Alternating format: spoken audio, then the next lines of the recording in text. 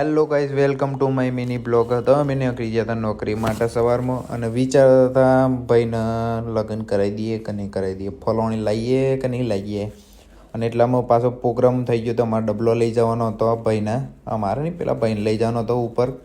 ગહેડતો ડબલો ઉપર લઈ જવાનો હતો અને ભાઈ લઈ જતો હતો. તરીકો સારો છે ભાઈનો, કેજ્યુઅલ તરીકો છે લઈ જવાનો ઉપર.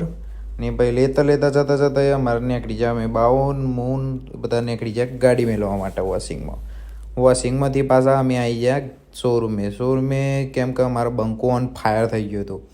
પાછા નીકળી ગયા હતા ગાડી લઈને ટ્રાયલમાં, અને ગાડી લઈને આવી ગયા અને વેક્યુમ ચાલુ કરી દીધું હતું યુવરાજભાઈ. એમનું કહેવું એમ હતું કે મારી દઈએ પહેલાં ગાડીમાં વેક્યુમ.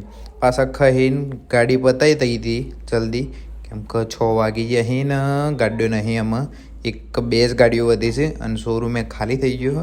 એક ગાડી વધી છે હવે. અને